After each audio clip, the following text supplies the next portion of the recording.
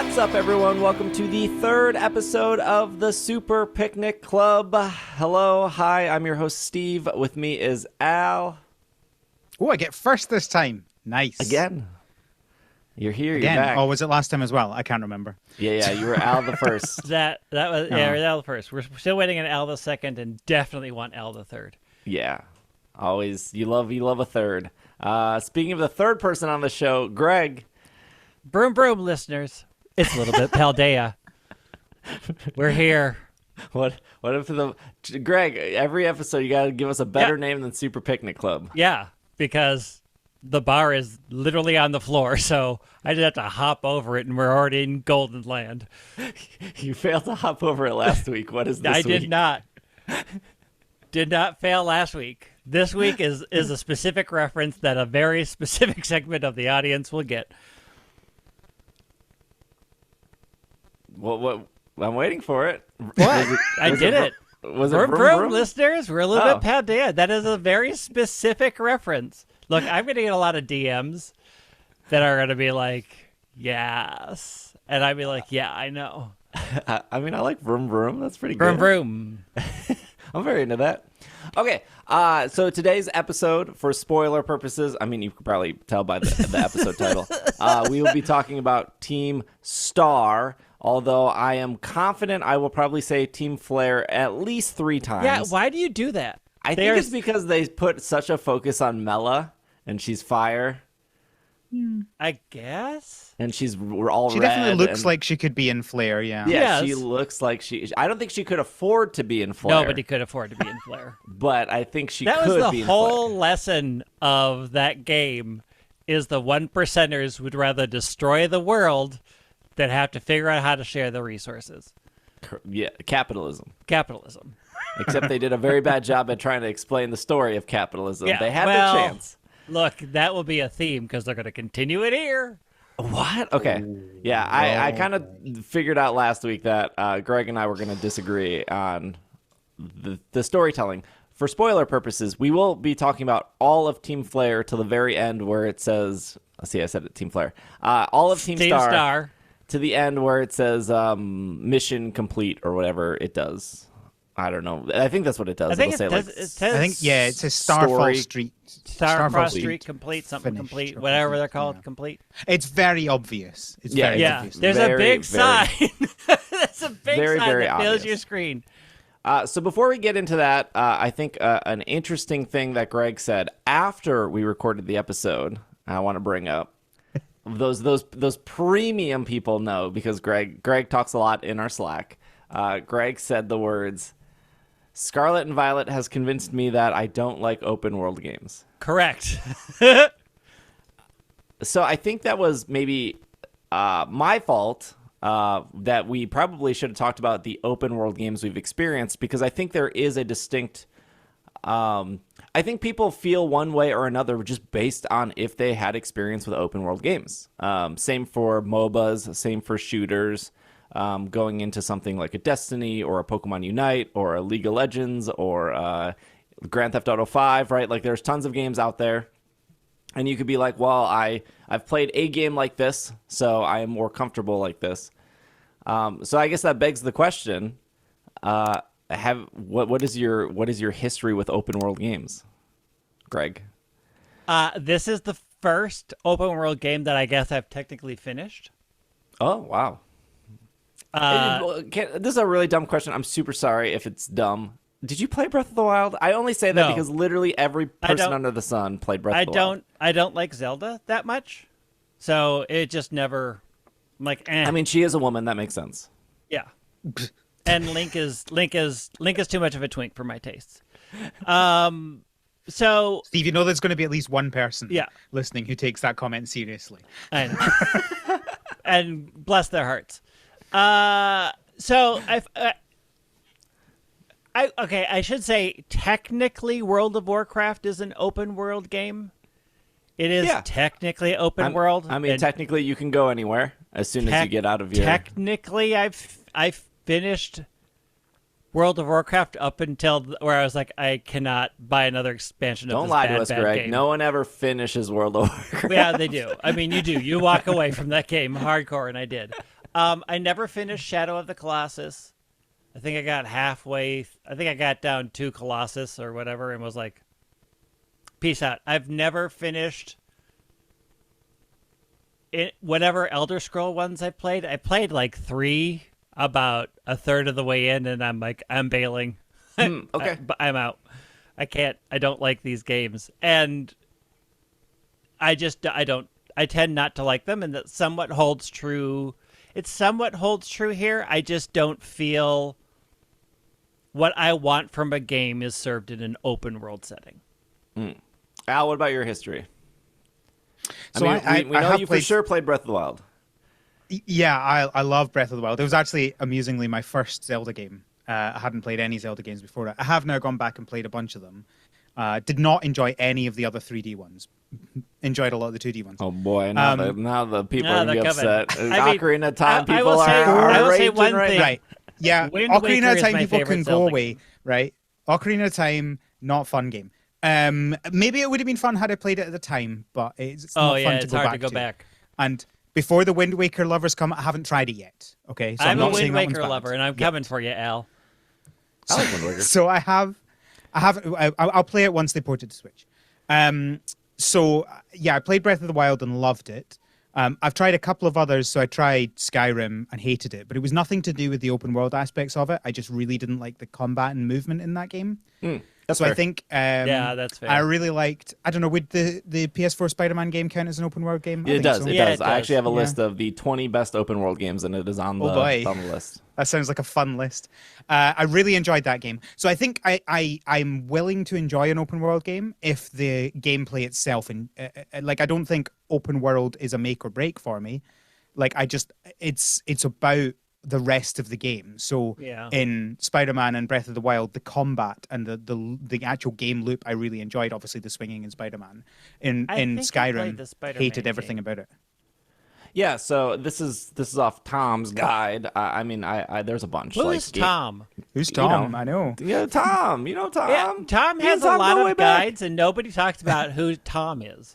This is just 20 best open world games. This was published in August. I pulled up like 3 of these. Almost all the games are pretty similar. Tom's guides just had less ads on their website. They got the Assassin's Creed series, specifically. Oh, they're I played mentioning one of those. I did finish Black that Flag, Batman Arkham City, Death Stranding, Dragon Age. They're specifically mentioning Inquisition, Elden Oh, Ring, I played that one. The Elder Scrolls. They're mentioning Skyrim, Fallout series. They're mentioning Fallout 4. Obviously, Fallout Tried 3 one of would them. qualify. Far Cry, they're mentioning Far Cry 6, although I think the first 2 Far Cries were not open world. I think they changed in 3. Forza Horizon 5, technically that is an open world game with your cars. Ghost of Tsushima. Oh, I saw that one. Grand Theft Auto, I think technically 3 is when it became open world, but they're mentioning Grand Theft Auto 5. Horizon, Forbidden West, Legend of Zelda Breath of the Wild, Mad Max, Marvel's Spider-Man, Middle-earth Shadow of Mordor, Red Dead Redemption 2, Saints Row 4, The Witcher 3 Wild Hunt, and the Yakuza series. They're mentioning Yakuza 0. A game that I'm thinking of that I've played not on the list is the Infamous series. What was I think here's Infamous? the funny Infamous thing was about made these by is the people like who made Sly Cooper. It was either you could be a good superhero or a bad superhero. Oh, I played halfway through that, and I quit that one too. Oh, I liked Infamous.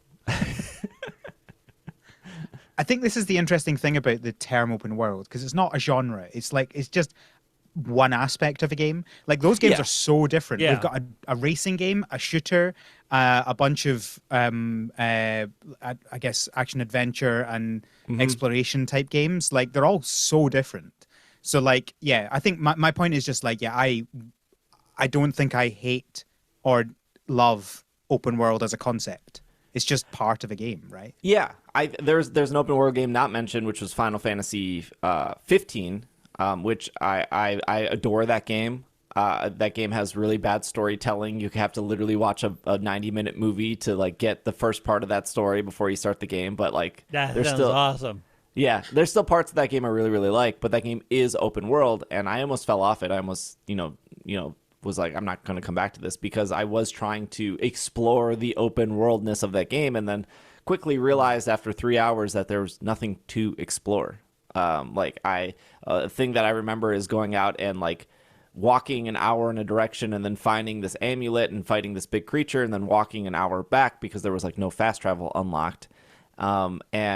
When I got back, I was like, cool, at least I got this really cool amulet. Like, great, I can equip this on Noctis or whoever. And then I got to the store and then I checked and it was just being sold in the store for the same, like, for like really cheap. And I was like, what was the point of me exploring to get something if I could have just bought it? And so when I ended up playing that game linear of just like from mission to mission to mission, I really enjoyed that game. So the open world was a very weak part of that game. So yeah, I was just curious what your guys' history of open world was, because I think, what I was referring to last week with a map in a lot of open world games, you just go to the map so often of like, where can I go next? What can I do next? And so for me, like looking at the map and being like, oh, this person is supposed to be hard, this person is supposed to be easy, that came natural to me. And I even had a situation where somebody in my Twitch chat was like, I don't understand how the marker works. Like, I've never played an open world game. And I was like, oh, as long as the little flag is on the top of your mini map, go that way. Just make sure the top of the flag is always up and you will make it to your... And they were like, oh my gosh, like, I've never played an open world game. Like, as soon as you said that, like, now I know exactly how to get to the marker, which is, I mean, some people listening be like, well, duh. But just like Pokemon Unite was somebody's first MOBA, this is a lot of people's first open world game. And to, some of those people got that experience in Zelda. But if you didn't play Zelda, this might be your first. Zelda did it in a slightly, well, you can say better for new people way, in that it wasn't just a marker on your map. I think it also showed you like a glowing kind of column in the air. So like it was, I think Zelda was my first. Oh yeah, it did.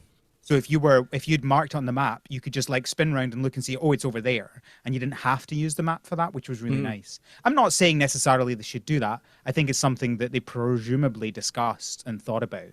And well, I don't think they could do it because the draw distance in the game is so bad. Fair.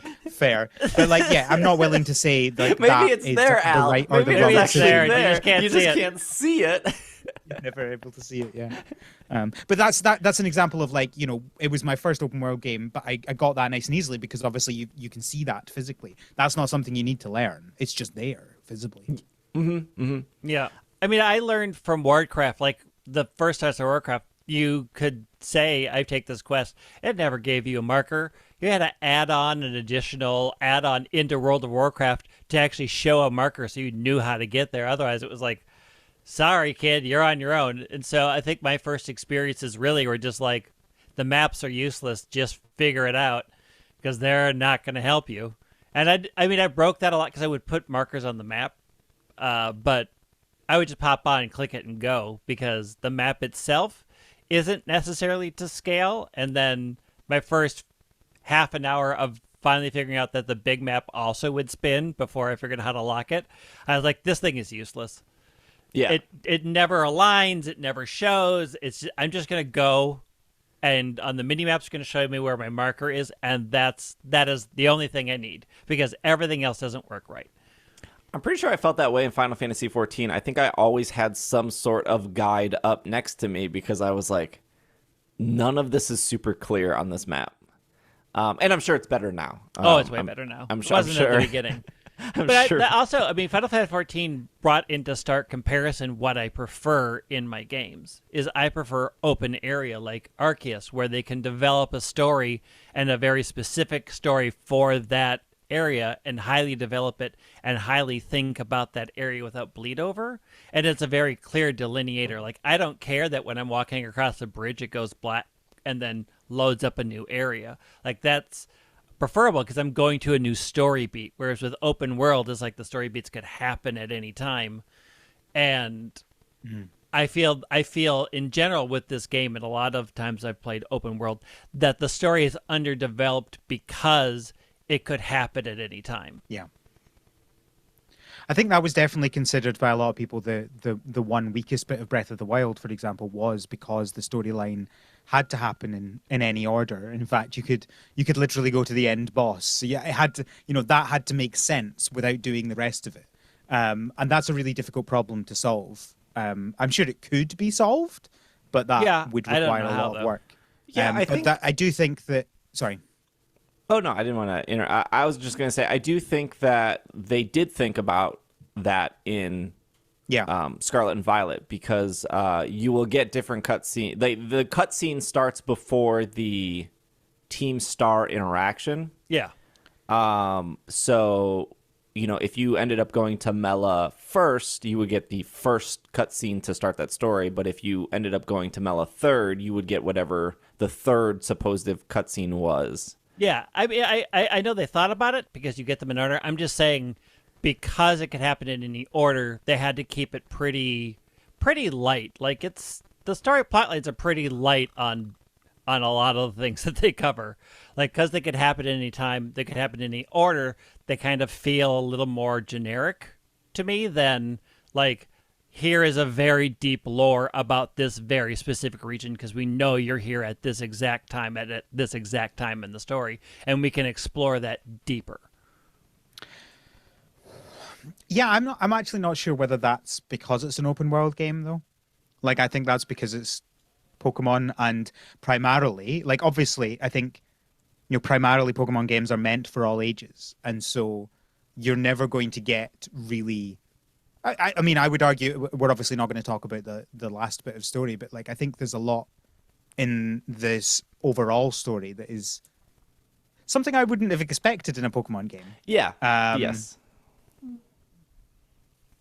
I'm not saying it's the most deep and interesting story I've ever done, but I think it's more. It has more depth than most Pokemon games. Yeah. No, I agree with Al on that point. But to focus on the Team Star stuff, did we go in, quote unquote order, or who was your guys' first Team Star and who was your last? My first was. Go ahead. My first was Mela because I did that kind of I went over to do the first Titan and thought I was doing the first Team Star as well. Quite struggled, but managed to get there. And then I did the rest of them in order. So I did like 2, 1, 3, 5, 4, 5. Oh, okay. My first was the DJ, whatever his name is, because I was trying to get to the water gym, and they were in the way. So that was my first. And then I did Mela. Then I did... Atticus? Is that the poison? Yeah, and then I did the poison. Ortega and then Erie are the last Then two. I did Ortega Chips, and then I did Ireland. Yeah, so I missed I don't know how to say his name. I'm super sorry. It's Giacomo? Giacomo? He's the DJ. I think it'll be Giacomo, yeah. And so the order is Giacomo, Mela, Atticus, or Ortega, and then Erie. That is the order. And going back to the map conversation we had last week, if you hover above the icons, it'll say Erie is it says like the strongest Team Star boss, and then Ortega says something like an extremely powerful Team Star boss, and then. I think Giacomo is like the least skillful Team Star. It does say that. Yeah, now, they say that, but they don't exactly give you references in comparison to what until you do one. You don't have a comparison. Like the hardest means what? The hardest of a bunch of very easy people. The hardest of a bunch of very hard people. Like I think it is they do a give you rough a comparison, order. Though. But I would say when I first read it, I was like, okay, in comparison to each other, I'm assuming, but they don't really give that detail. I think they do, and the reason that's why I asked the open world question at the beginning is because if you hovered over, let's say you just started your journey, you get out of the school, and you're like, I want to do the hardest thing right away, which you can do in Breath of the Wild. That is go to the castle and defeat Ganon. If you hover over and it says that Eerie is the strongest, you can go, I want to go there, and when you go there, all the Pokemon in that area are 50. And so you know what Eerie is going to be, and I think that was something we didn't talk about last week. Is like you can look at the map and you can go, okay, well it says Ortega is a really hard Team Star boss, and go up there, and all the Pokemon in that area are 48, 47, and you can decide at that point whether you want to be there or not. Like if you go over to the water area, and I think God, I don't remember his name, but he has like 2 unibrows.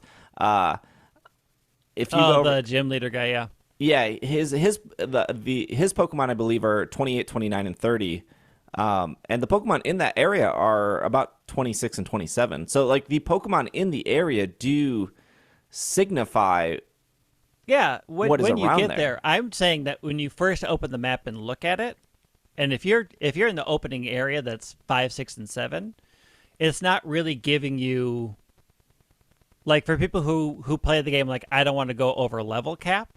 It's like that statement alone doesn't give you an idea of what the levels are until you get there.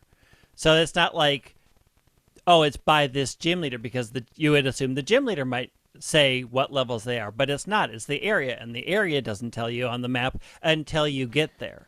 So I think one of the things that I saw when I was reading, I'm like, I get that, but I don't know what you are comparing that to.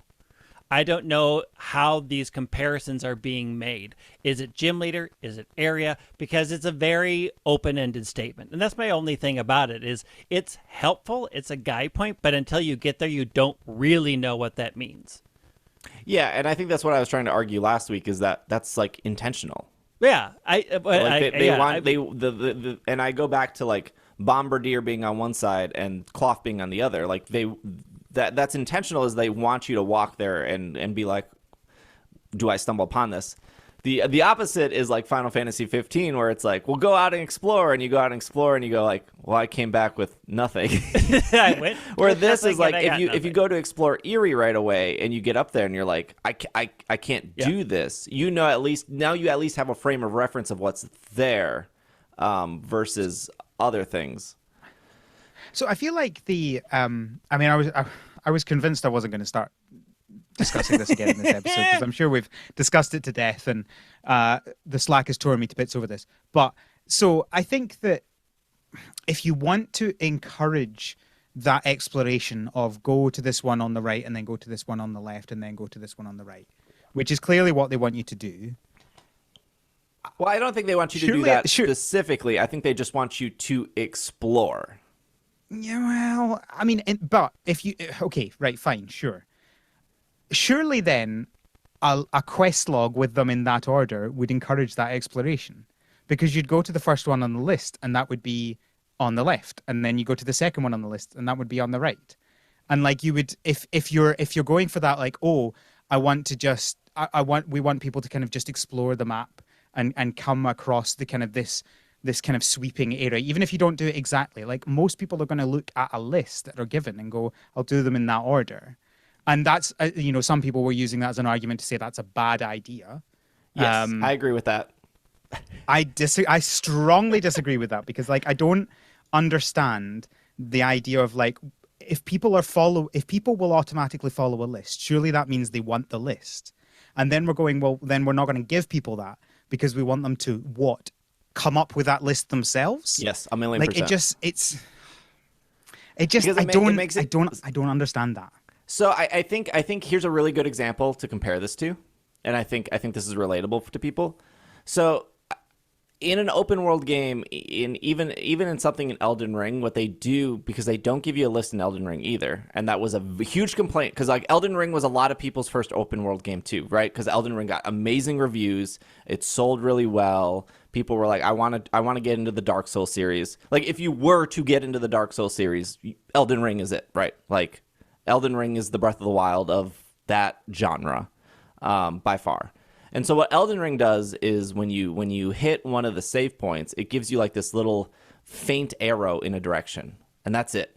It's either up, left, right, or south. And when you start expanding the map, you see the arrows will start to like give you this way to go, but it's not very clear until you open up and explore a lot of the map. And it's not when you do something, it's just when you explore, it gives you a general direction of where to move in story-wise. And so going back to Pokemon, I think that if you give a list, you tend to put people in a way where they're like, I'm going to follow the list, I'm not going to explore. And I will say, I think if you're lost, I do think still Nurse Joy, I think we're all in agreement, Nurse Joy should tell you who is like the weakest that you made a skip next. I think that solves almost all of these problems. But so to compare of why a list isn't good, if you were in a Pokemon battle and they told you their movesets, you would battle differently. Because you would know what they have. Right? So like if I approach an Impidimp for the first time in Sword and Shield, and I didn't know it was Fairy Dark, and I went to use Psychic, it wouldn't work. But if I knew it was Fairy Dark, I wouldn't use Psychic. And therefore, my experience would be different. If I knew that... Is that fun, though?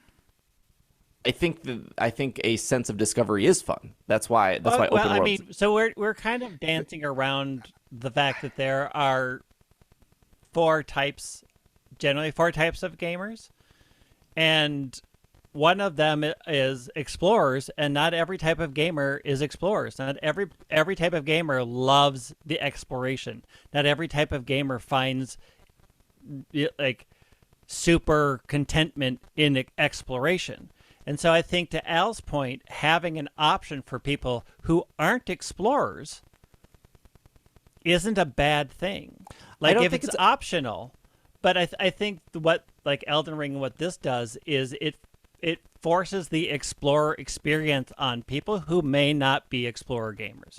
And I'm not saying that everyone should be explorer. I am just saying that once that information is conveyed to you, you cannot just put it out of your mind.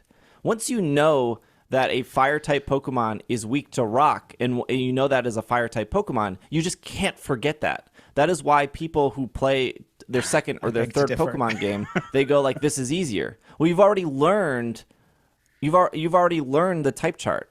If you were battling an Elite Four member and you knew that they had extreme speed and you had 10 HP left, you would make a different decision than if you didn't know they had extreme speed. So if there is a list of what you should do, that would influence your decision. And to be fair, I'm not saying that is good or bad. I'm just saying that it would in fact influence your decision. It could how prevalent it is in the game. Like having an option there that you don't have to look at.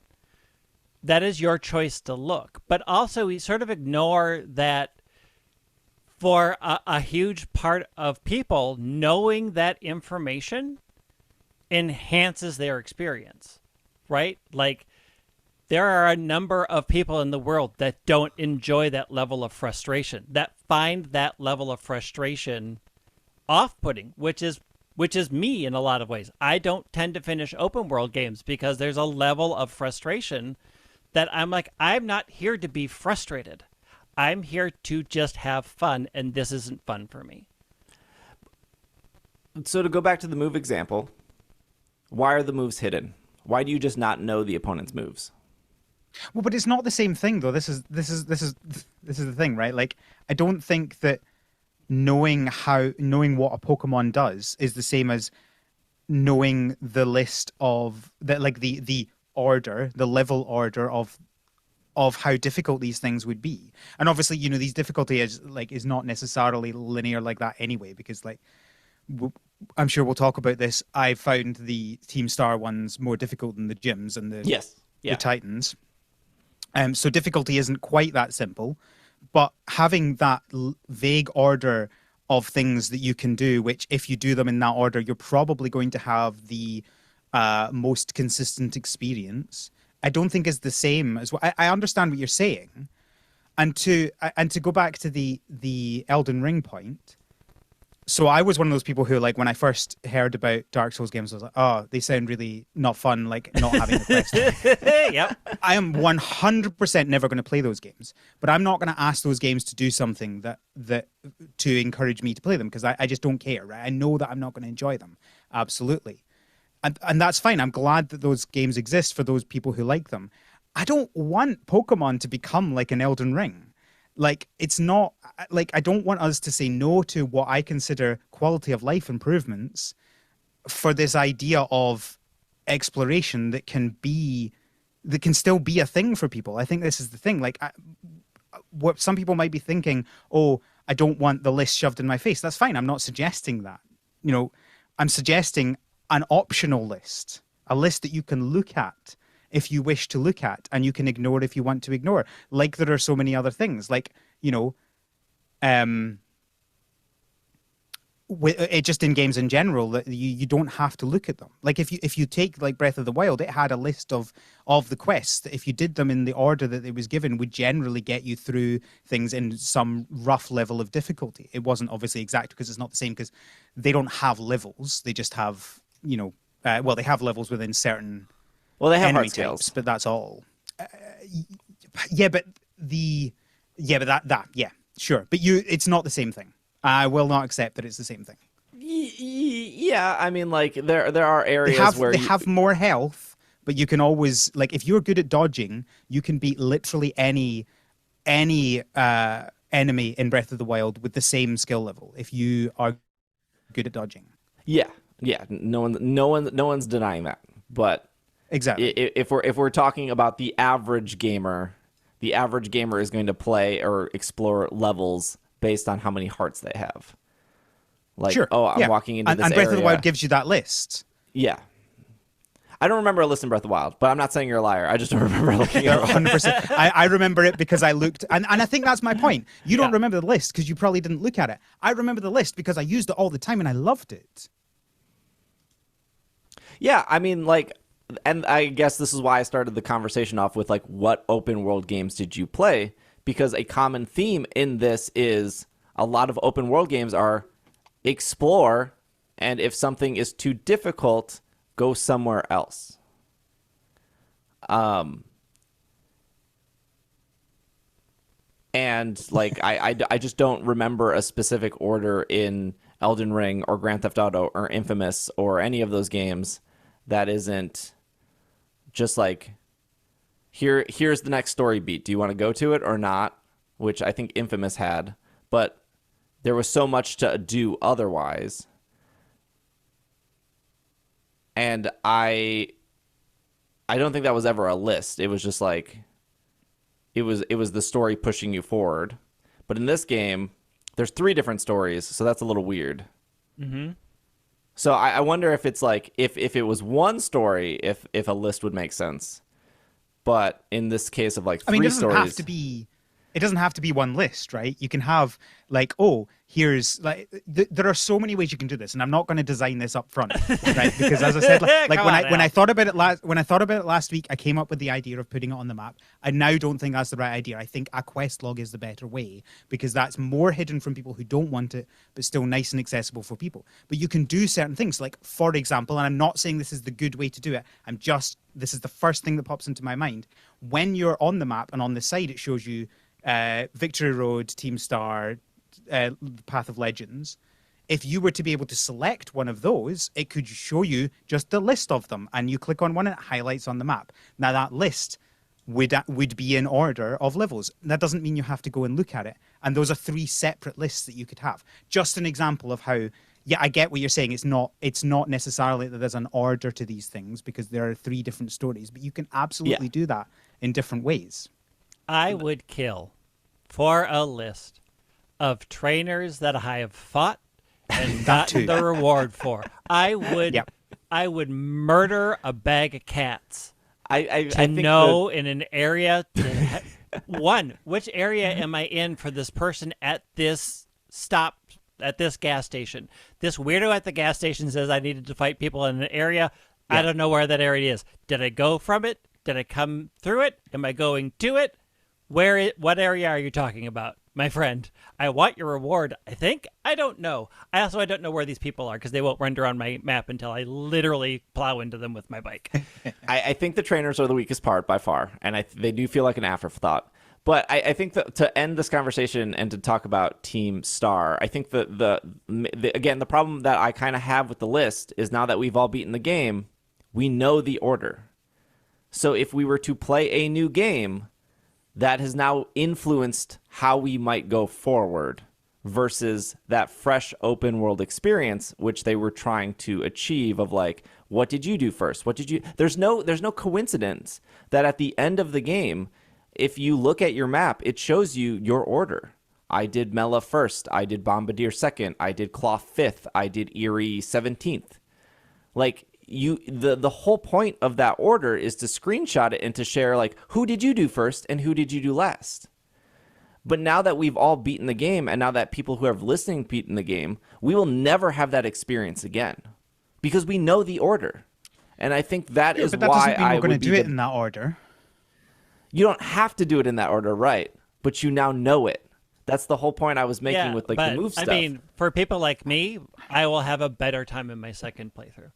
If I decide to play it again. Sure. But again, this is why I was talking about the extreme speed example. If you had 10 HP and you know that Pokemon has extreme speed, you will make a different decision. If you know, now that you know the order of the map, you will now make different decisions. When you didn't know the order, you had a different experience than everyone else. Now, you could go out to Sarumi or PokeJungle or Bulbapedia and you could look up the list because that's what you want. But if I already know the information, I can't unsee that information. Yeah, I mean, I agree that you'll make different decisions. I think depending on the person, those decisions will be made more positively or more negatively depending on what you want from a game. And so I tend to agree with Al's having an option to look at it so it would have enhanced my experience and the experience of other people who are like me. Or have it more hidden so that you don't ever have to look at it like you had with Breath of the Wild, so it's a better experience for you. I think there's a middle ground there that they didn't do. I think the middle ground is 1,000,000% Nurse Joy. I think that should have been the middle ground. I agree with Nurse Joy, but I don't think a quest log checking it off, because people make those things outside of the game and people use them all the time. Yeah, totally. So, like, I don't think an in-game solution is ever the wrong choice. Keeping people in their game is generally the right choice. I think that's my frustration, Greg, is that I have my own lists that I build up of Pokemon games, and I've done that since. I think what's Sword and Shield? the first one? Sun and Moon. Sun and Moon. Yeah, maybe Sun and... Yeah, no, you're right. It was Sun and Moon. So I've been doing that for quite a while. And I did not make... I've backported some other ones as well, so I've got some like Gen 1s. Anyway, not important. I didn't do one for Legends because Legends had the quest system, and that was far superior to anything that I could do. And I didn't feel there was any need for it. And the quest system in Legends is so good and made me so happy. And then we come to this game and it doesn't have one. I know this happens with Pokemon games all the time. We don't get features, and that doesn't mean that feature's not coming back, because sometimes they'll develop games in parallel, and something will skip one because they implemented in one with mass release, and this one doesn't have it. But, maybe it'll come back. Maybe. Oh yeah, I know. But so. I get that it doesn't mean it's not coming back, but it's just frustrating to go from one game with that great feature, in my opinion, that doesn't happen in this game, and then we have to go back to that idea of, well, we need to use external sources to get all that good feature, in my opinion. Yeah, and again, that's why I started the conversation with what open world games have we played and not played. I have played so many, so a lot of this stuff was second nature to me, and you two have not played a bunch compared to me. Comparatively, yes. I mean, I've not completed a bunch. I've started quite a few. I've started a lot of them, but I've hated all of them. But like starting quite a few and falling off is probably not a good sign of a game that kept your attention, right? Correct. Right? Exactly. Correct. Right. And I think that's my obviously, point. Obviously, I stream on Twitch, so I can address those issues firsthand, right? Like, hey, I can't find this location. Hey, how does the map work? Hey, who should I do next? Kind of thing. But I think we had the same exact conversation last week, and we ultimately had the same conversation this week. But I think the difference is that we had to have a frustrating conversation last week to have a more organized and structured conversation this week. And I think if I would have asked the question of what is your experience with open world games, I think the conversation last week would have been as structured as this week, because I think that is the same situation you can ask another player, right? The people agreeing with Al, either on YouTube or Slack, are a lot of people who not everyone, I'm just saying a lot of people who tend to want a more linear, direct, give me a list experience. And the people who have sided with me on YouTube or Slack or Discord or Twitch are the people that probably enjoyed Elden Ring, probably played Breath of the Wild, probably played Witcher 3 at Wild Hunt. I'm not saying that everyone who agreed with me played Elden Ring, right? I am just saying that, like, if you have a lot of experience with open world games, you're probably leaning towards my side of you. And if you didn't have a lot of experience, or you just frankly didn't open world games, I would say not experience if you got a lot of enjoyment out of open world games.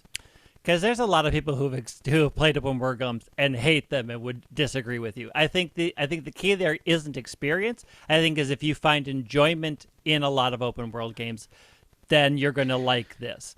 I think agree. Experience is different than enjoyment, because I've experienced a lot of things that I'm like, heck no, never again. I've experienced a lot of things in life. That doesn't mean I enjoy them. I don't enjoy them. Well said, Greg. But I think it's also different. Like, I also not saying that I want a linear game. Like, I'm not necessarily saying I want them to go back to linear Pokemon games. I think some people might be saying that. I'm certainly not. I love the fact that you can go through these games in whatever order you want. Like, I don't want that being taken away. I think that's great. The fact that someone can go, you know what, I'm going to go crazy and go beat the final gym before I do any of the others. I think that's great that people can do that. Absolutely, I do. Like, I think that is one of the reasons that Breath of the Wild became so big, was because of all that flexibility and the ability to do things. And like, you'd see this person like doing a speed run of Breath of the Wild, and you're like, you're insane. Now, obviously, you can't quite do the same sort of speed run in Pokemon, because you can't just go and beat the Elite Four, right? You do have to do the gyms before that, right? But I think that flexibility. If only there was a way to trick her during that test, though. I'm not trying to get rid of that, There's one thing I wanted them to add, is let me put comments on the floor and the map of Pokemon World for other people to see, because I would be running around Paldea just writing "Smell you later" everywhere. The world would be littered with me writing "Smell you later," Ash. That's all I would say, and I'd move on. Dark Soul players are a different breed. Yep. But I also think, like, the interesting thing about Elden Ring is they did have that system of people writing comments like, "Don't go right, go left," in caves, which I saw you use a lot when you were playing it. So it's like, it's a weird system of community-based guideposts that you could interact with. And true, some people were like, ha, I'm going to lie, but you could tell those pretty easy. And it was interesting because, like, you didn't have a guide, except you had a guide of other people leaving you comments. Yeah. Everywhere. I feel like a thing not talked about is the co-op. Right. Like, if, in Elden Ring won from the Joystick Awards Best Co-op experience.